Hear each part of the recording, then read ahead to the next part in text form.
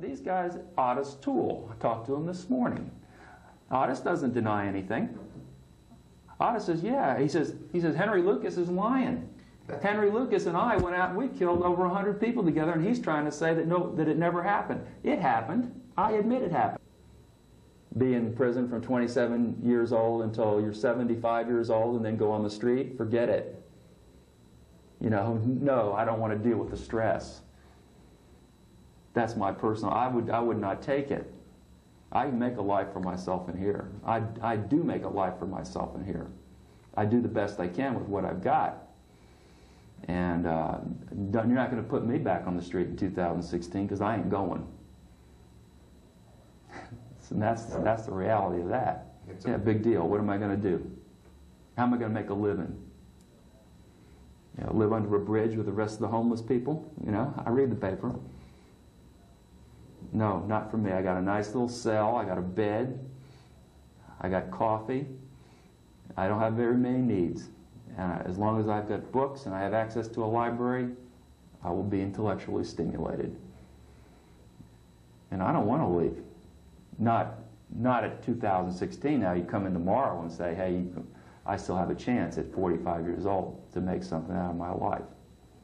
And I have told those cops and the state attorneys and everybody else, I said, connect me to any crime, any murder, anywhere, and convince me that I'm involved in it, and I'll plead guilty. Just like I pled guilty when I was guilty, I pled guilty. I said, but don't make this shit up and come in here and say, yeah, you're a serial killer, yeah, we suspect this, and yeah, we've got that. And I say, oh, you've got that, show me. And they don't have it. The diary, the great death diary that they said they had. I've sent all kinds of people looking for the diary. It does not exist. It's a figment of Robert Stone's imagination. Okay? So, and I'll make that statement right to your camera. Any of you cops out there think that I am involved in any crime in your jurisdiction, come to me. I will take a polygraph. I will take the test. You can take my fingerprints, whatever you want to do. I'll cooperate. But have something. Don't say, you're a serial killer. You know, anybody can say that. Back it up. And they haven't done that, not even with the ones that they convicted me of. They got false evidence. They've got all kinds of evidence they collected at that crime scene that shows somebody else did it.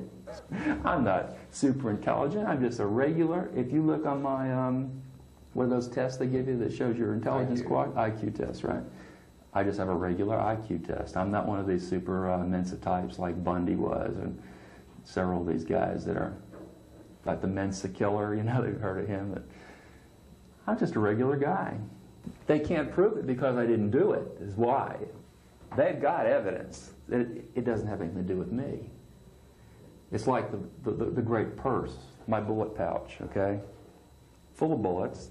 Henry Dean, Elton Schwartz's current brother-in-law, goes to my home, steals it, takes it to the police department. His buddy, David Yurchuk, his former partner, and says, listen, Yurchuk, this is probably evidence in one of your cases, okay? Now I have the receipt where I wrote the letter from Morocco about the purchase, which I didn't have back in '72. So, they say, oh, this girl carried her marijuana in this purse. I said, now how? Test it. Open it up, because if you put marijuana in a leather pouch, you're going to have residue, right? You can't put marijuana in a leather pouch and not have residue. They tested it. No residue. No residue. It wasn't hers. It was mine. They stole that out of my house. It's wrong.